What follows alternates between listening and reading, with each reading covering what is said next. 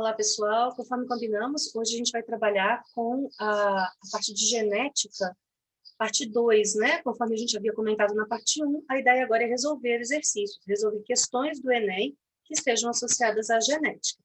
Bora treinar, né? Essa questão aqui é do Enem de 2018, é uma questão de nível fácil, tá bom? Mas ela obriga a gente a fazer alguns resgates em termos de leis de Mendel, tá certo? Então, vamos lá. Gregor Mendel, no século XIX, investigou os mecanismos da herança genética, observando algumas características de plantas de ervilhas, como a produção de sementes amarelas dominantes ou verdes recessivas, característica determinada por um par de alelos com dominância completa. Ele acreditava que a herança era transmitida por fatores que, mesmo não percebidos nas características visíveis, o que seria o fenótipo, de plantas híbridas são plantas heterozigóticas, certo? São resultantes do cruzamento entre linhagens puras, né, entre uma planta que é dominante, pura dominante, com uma outra que era pura recessiva, gerando, portanto, plantas híbridas. Estariam presentes e se manifestariam em gerações futuras. A autofecundação, que fornece dados para corroborar a ideia da transmissão dos fatores idealizada por Mendel, ocorre entre plantas? Bom, uma questão tranquila, mas que a gente precisa fazer alguns resgates. Percebam que ele falou no enunciado sobre dominância completa. Então, aqui é mencionado dominância completa. A dominância completa está associada ao fato de que a presença de um alelo dominante impede a expressão do recessivo.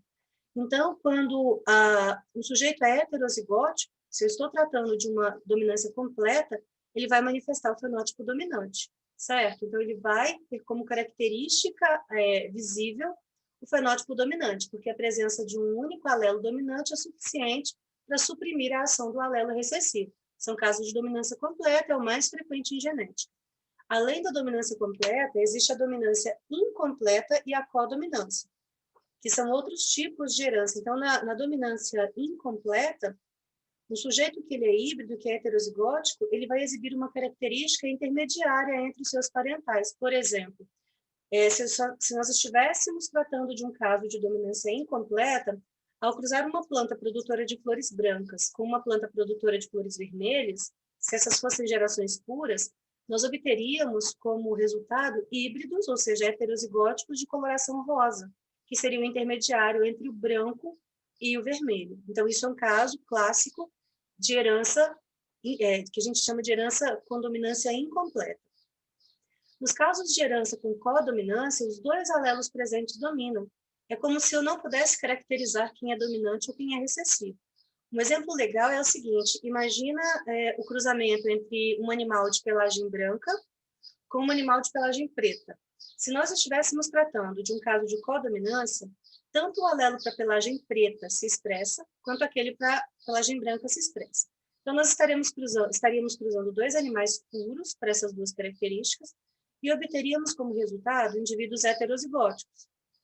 E esses indivíduos heterozigóticos, que seriam, por exemplo, Pzão, Bzão, né? P de preto, B de branco, esses indivíduos que teriam o alelo Pzão e o alelo Bzão, eles seriam malhados. Nós observaríamos a expressão tanto da pelagem branca quanto da pelagem preta. Isso é um caso clássico de codominância.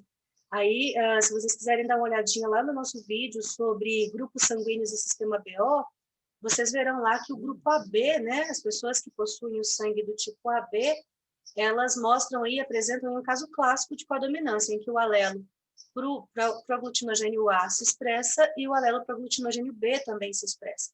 Então, na codominância, os dois alelos se expressam.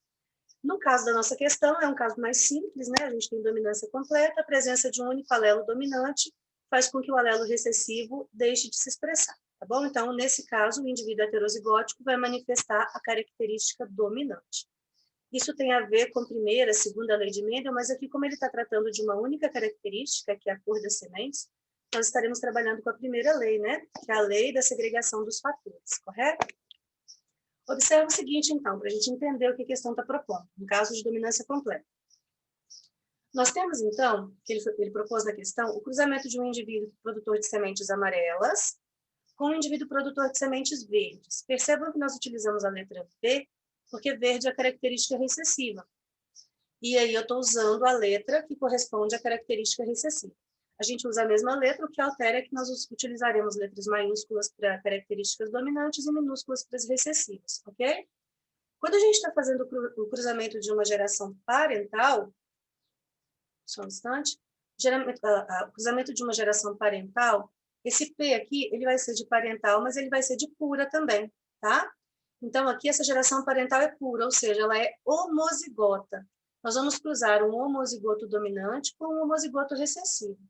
É simples perceber que quando nós cruzarmos esse sujeito, que tem apenas alelos dominantes, com esse que tem apenas alelos recessivos, nós vamos obter um sujeito híbrido, um sujeito heterozigótico, que é o Vzão, Vzinho. Mas vamos ver como isso acontece. A estratégia para a gente poder trabalhar e entender essa primeira parte da questão é muito simples. Você vai montar o quadro de Punnett, que é esse aqui, é o joguinho da velha, né? E aí a gente vai agora promover a meiose dos gametas. Como que é isso? Promover a meiose é retomar a primeira lei, é fazer a segregação dos fatores, no caso dos alelos, no caso aqui dos genes. Segregar é separar, então nós vamos separar esses dois alelos, que aqui é como se fossem os cromossomos homólogos, lembra disso? Aqueles cromossomos aos pares. Vamos separar esses dois alelos. Então, vou separar o Vzão. Vou colocar um Vzão aqui, outro Vzão de cá, no nosso quadrinho de Punnett. Vamos agora separar o Vzinho. Um Vzinho em cima, um Vzinho embaixo. Muito tranquilo, percebam? E aí, quando a gente está fazendo esse cruzamento da geração parental, o nosso resultado será chamado de geração F1. Ao cruzar indivíduos parentais puros, a gente obtém em F1 100% de indivíduos heterozigóticos, se for um caso de dominância completa, expressando a característica dominante. Vamos lá? Olha só. Quando nós cruzarmos Vzinho com Vzão, Vzão, Vzinho. Vzinho com Vzão, Vzão, Vzinho. Mais uma vez, Vzinho com Vzão, Vzão, Vzinho. E, por fim, Vzinho com Vzão, Vzão, Vzinho. Certo? Então, observem que aqui, esse é o nosso resultado. A gente tem 100% de indivíduos que são heterozigóticos, que são híbridos, né? E aí, como é um caso de dominância completa, a presença desse alelo dominante suprime a expressão do alelo recessivo. Portanto, 100% dos indivíduos gerados nesta geração serão produtores de sementes amarelas, expressarão uma característica dominante. E aí, imagina que o Mendel, quando fazia esses experimentos, ele ficou bem bugado, né? Porque ele cruzou um sujeito amarelo com um verde e saiu todo mundo amarelo. Então, onde estaria aí esse traço da cor verde? Isso vai aparecer lá na geração F2, quando nós fizermos a autofecundação de F1. E aí ele vai ficar mais encucado ainda, mas aí com esse resultado ele vai conseguir estabelecer, então, a primeira lei de Mendel aí, que fala da segregação dos fatores. Nesse nosso caso, então, o genótipo, que são aí as letrinhas, são os alelos, os genes, né? 100% dos nossos indivíduos são heterozigóticos, Vzão, Vzinho. E aí o nosso fenótipo, que seria a expressão desse genótipo, 100% de sementes amarelas, uma vez que a presença do alelo dominante inibe a expressão do recessivo. Finalizamos F1, mas não é isso que o exercício está pedindo. A gente precisa fazer F2, a gente só está entendendo a questão. Agora a gente vai fazer a geração F2, na qual nós vamos promover a autofecundação de F1. O que é fazer a autofecundação de F1? É pegar esse resultado aqui, que nós havíamos obtido, o Vzão, Vzinho, e cruzar com outro indivíduo que também é Vzão, Vzinho. Então, a gente vai fazer Vzão, Vzinho com Vzão, Vzinho. Mais uma vez, a gente estabelece o quadrinho de Punnett, faz o joguinho da velha aqui, e vamos promover a meiose nesses sujeitos. Promover a meiose é separar os alelos, né? Vou colocar um Vzão aqui e um Vzinho de cá. Então, Vzão aqui e o outro Vzinho separado. Vamos fazer o mesmo para esse indivíduo, Vzão aqui e o outro Vzinho de cá. E agora a gente procede com o cruzamento para encontrar, então, a nossa geração F2. O que eu vou fazer? Vzão com Vzão, Vzão, Vzão. Indivíduo homozigoto dominante, fenotipicamente produtor de sementes amarelas. Vzão com Vzinho, Vzão, Vzinho, sujeito híbrido, heterozigótico, portanto, como é um caso de dominância completa, as sementes produzidas por esse sujeito serão amarelas também. Aqui, Vzinho com Vzão, mais uma vez um sujeito híbrido, a gente vai ter fenotipicamente a expressão de um sujeito produtor de sementes amarelas, porque o alelo dominante inibe o alelo recessivo, e finalmente Vzinho com Vzinho, onde nós obteremos um indivíduo homozigoto recessivo, e esse sim produzirá sementes verdes. Então, aqui na geração F2, dentro das leis de Mendel, a gente vai ter sempre a proporção de 3 para 1. E é por isso que é uma lei, porque o resultado sempre vai ser esse, né? Ele não vai ser alterado se você estiver cruzando indivíduos híbridos. Aí observem o seguinte, eu tenho, então, 1, 2, 3 indivíduos produtores de sementes amarelas, para um indivíduo produtor de sementes verdes. Então, a proporção fenotípica em F2, quando eu penso em primeira lei de Mendel, ela é sempre 3:1. 3 indivíduos com traço dominante para 1 indivíduo com traço recessivo. Você pode representar isso em fração, ou você pode representar isso em percentual também, né? Então, observa o seguinte, olha, em termos de genótipo, que são as letrinhas, né? Nós teremos aqui 25% de indivíduos homozigotos recessivos, 25% homozigotos dominantes e 50% heterozigóticos. Com relação ao fenótipo, nós teremos 75% de plantas produtoras de sementes amarelas, então, cada quadradinho desse equivale a 25, certo? O total 100%. E aqui 25% de sementes verdes. Nós poderíamos expressar isso em fração. Como ficaria? Nós teríamos 1, 2, 3 quartos, então 3 no universo de 4 seriam amarelos. E 1 quarto, ou 1 no universo de 4, seriam verdes, certo? Então, com isso, a gente esclarece aí a primeira lei de Mendel e consegue agora responder a questão, né? Aí vem as alternativas. Vamos voltar lá na questão para que a gente possa responder coerentemente de acordo com o que foi perguntado. Olha só. A autofecundação, que fornece dados para corroborar a ideia da transmissão dos fatores idealizada por Mendel ocorre entre plantas. Ele estava dizendo aqui, no enunciado da questão, que quando ele cruzou indivíduos puros, ele obteve, visivelmente, plantas híbridas, genotipicamente plantas híbridas, mas produtoras de sementes amarelas. E aí, esse caráter verde só se manifestaria em gerações futuras, e isso é o que corrobora, né, para a ideia da transmissão dos fatores idealizados por Mendel. Então, ele está falando da geração F2. Se nós voltarmos às alternativas agora, o que então dá crédito para essa primeira lei de Mendel e para essa ideia da transmissão dos fatores e que viriam a se manifestar na segunda geração? Letra A. Geração híbrida de fenótipo dominante que produzem sementes amarelas e verdes. A gente viu que quando você cruza gerações híbridas, a gente não obtém sementes... Quando a gente cruza gerações híbridas, elas têm um fenótipo dominante de fato, que vai ser aquela característica de cor amarela, né? Porque o Vzão domina o Vzinho, então a cor é amarela. E esse cruzamento de híbridos produz sementes amarelas e verdes, isso é uma verdade. Mas vamos analisar as demais para a gente ter certeza. Híbridas de fenótipo dominante, até aqui ok, que produzem sementes amarelas. Nós vimos que não, né? Que do cruzamento aqui da autofecundação de F1 para obter F2, a gente obtém 75% de plantas produtoras de sementes amarelas e 25% de plantas produtoras de sementes verdes, certo? Então, letra B está errada. Letra C, de linhagem pura. Na verdade, aqui a linhagem pura não corrobora a ideia de que ele está propondo da transmissão dos caracteres ao longo das gerações. Mais uma vez, linhagem pura a gente exclui porque nós vimos que a gente vai precisar de observar o cruzamento entre esses híbridos para poder provar que o traço da geração recessiva se mantém na segunda geração, em F2. Então, nossa resposta aqui, letra A, tá bem? E aí, pessoal, nós vamos resolver só mais uma para não ficar muito longo. Depois a gente grava mais um videozinho que será o nosso vídeo 3. Essa aqui é uma questão de nível difícil, tá bom? Foi do Enem de 2019 e ela resgata conteúdos um tanto mais complexos. Vamos lá? Com base nos experimentos de plantas de Mendel, foram estabelecidos 3 princípios básicos que são conhecidos como leis da uniformidade, segregação e distribuição independente. A lei da distribuição independente refere-se ao fato de que os membros de pares diferentes de genes segregam-se independentemente um dos outros para a prole. O que ele está propondo, pessoal? Ele está dizendo, por exemplo, que esse gene A ele se separa de modo independente aqui do gene B. Tá? Então, quando ele coloca aqui, ó, a lei da distribuição independente refere-se ao fato de que membros de pares de genes diferentes, então o gene A, nesse caso, é diferente do gene B, segregam-se independentemente uns dos outros. É isso que ele está colocando. Hoje sabe-se que isso nem sempre é verdade. Por quê? Questão de nível difícil. Quase sempre isso é verdade, né? Em quais casos a gente não observa a veracidade disso que está escrito? Existem alguns genes que vão estar num quadro que nós chamamos de linkage, ou genes ligados. Quando eles estão ligados, a segregação é um tanto mais complexa. Observa o seguinte, olha, aqui nós temos 2 cromossomos nos quais a gente observa o gene A, então o Azão é alelo do Azinho, o Bzão é alelo do Bzinho. Aqui a gente tem agora quatro cromossomos, né? Em que a gente também observa o gene A e o gene B. A, alelo de Azinho, B, alelo de Bzinho, certo?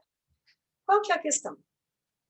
Nesse caso, o A está ligado no B. Eles estão presentes no mesmo cromossomo, estão vendo só? Nesse caso, a segregação desses genes é um tanto complicada. Nesse outro caso, o gene azão, o alelo azão e azinho, está localizado num cromossomo diferente de Bzão e Bzinho. A gente tem pares de alelos em diferentes homólogos. Então, nesse caso, a separação é muito tranquila. A gente vai observar a segregação independente do gene A e do gene B, porque eles estão em pares de cromossomos diferentes, tá bem? A questão é a seguinte, se nós considerarmos um caso de linkage, quanto mais próximos os alelos estiverem, mais difícil é a segregação. Quanto mais distantes eles estiverem, maior a probabilidade de um fenômeno conhecido como crossing over. E aí pode haver troca entre as partes cromossômicas, e aí a gente vai ver a possibilidade de segregação. Então, essa segregação não é 100% verdadeira quando eu considerar os casos de linkage, quando os genes estiverem ligados no mesmo cromossomo. Porque aqui, observe, na hora de fazer a meiose, vai segregar, vai separar aqui. Então, vai azão com bezão para um lado, azinho com bezinho para o outro. Percebam que o azão e o bezão eles permanecerão ligados, eles não sofrerão segregação. Diferente dessa outra situação. Nessa outra situação, quando segregar aqui, ó, vai ficar azão de um lado, azinho do outro, segregou aqui, bezão de um lado, bezinho do outro. Genes A e gene B, eles estarão segregados de modo independente, separados de modo independente, tá bom? O que eu estava propondo aqui no caso do linkage está elucidado aqui, olha só. Na hora de fazer a meiose e criar os gametas, vai acabar gerando um gameta que é azão, bezão, outro que é azinho, bezinho, mas os alelos, o gene A e o gene B, acabam permanecendo no mesmo cromossomo sem sofrer a segregação. É o que nós estávamos comentando, né? Esse fenômeno, quando os genes estão conectados ao mesmo cromossomo, eles estão em linkage, ou ligados, né? Pode ser que esses genes venham a sofrer segregação? Pode, se porventura acontecer um fenômeno chamado crossing over. Esse crossing over é uma troca de pedaços entre os cromátides dos cromossomos, estão vendo só? Elas cruzam aqui as perninhas, a gente pode falar assim, na verdade isso aqui é um braço cromossomo, tá? Elas cruzam aqui e trocam pedaços. E aí pode ser que a gente veja futuramente a segregação acontecer. A taxa de crossing over ela é proporcional à distância entre os genes. Quanto mais distante dois genes quaisquer estiverem, maior é a probabilidade de ocorrência do crossing over. Quanto mais próximos, menor a probabilidade. Isso aqui também já foi uma questão de Enem, tá? Observe esse caso 1. Os alelos, os genes A e B, estão mais próximos do que o que a gente observa no caso 2. Então, observando essas duas imagens, caso 1 e caso 2, onde é mais provável a ocorrência de crossing over e, de repente, futuramente, a segregação independente de gene A e B. Se houver crossing over, pode ser que haja essa segregação. Nesse caso, é muito mais provável que o crossing over ocorra no caso 2 do que no caso 1, porque a taxa de crossing over ela é proporcional à distância entre os genes. Quanto mais distantes, maior a probabilidade de ocorrência de crossing over, certo? Aqui, para a gente entender, olha só, na imagem anterior nós vimos aqui o cruzamento, né, entre as cromátides, e aqui a gente observa as partes cruzadas, estão vendo? Então, se nós considerássemos esse caso aqui, nós veríamos, por exemplo, que Bzão e Czão, se eles permanecessem ligados, eles não se segregariam independentemente. Agora, nesse outro caso, a gente observa que houve troca de pedaços, né? Então, agora o Czão já passou para outro cromossomo. Então, nessa circunstância, ele vai se segregar de modo independente do Bzão, tá vendo? Porque ele está em outro cromossomo, certo? Aqui a gente observa, então, as cromátides recombinantes. Então, essa daqui, tá vendo? Essa. E essa daqui, elas são recombinantes, porque elas têm peças trocadas. Agora, essa daqui e esta outra, elas são não recombinantes, elas permaneceram em linkage, permaneceram ligadas, tá certo? Então, para a gente conhecer e entender essa questão, a questão de nível difícil, é necessário pensar em linkage e crossing over. Não deu para dormir, né, gente? Vamos acordar. E aí, olha só, pensando, então, por que a segregação independente dos fatores proposta pela segunda lei de Mendel não é necessariamente verdade para quaisquer casos, o que nós teríamos como justificativa? A justificativa seria que a distribuição dependente do caráter de dominância ou recessividade do gene? Não. A gente não está falando disso agora, né? Isso depende de os organismos nem sempre herdarem cada um dos genes de cada um dos genitores? Também não é verdade. Você herda metade da sua composição gênica do seu pai e a outra metade da sua mãe. Letra C. As alterações cromossômicas podem levar a falhas na segregação durante a meiose? Até podem, mas não justifica o que está proposto na questão. Os genes localizados fisicamente próximos no mesmo cromossomo tendem a ser herdados juntos. Letra D, estão vendo só? Por quê? Porque aqui, se os genes estão muito próximos, eles não farão crossing over, eles permanecerão ligados no mesmo cromossomo e, portanto, serão herdados juntos, porque na hora da meiose eles não serão separados.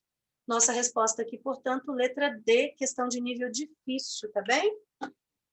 Mais ou menos difícil, né? E aí, pessoal, na próxima parte do nosso vídeo, para ficar mais curtinho aí, na parte 3, a gente vai comentar uma questãozinha aí do Enem de 2011, uma questão também muito boa, tá certo? Então, fiquem atentos para a parte 3, eu posto daqui a pouquinho, para vocês poderem fazer um último review aí para o Enem, tá bem? Vamos lá.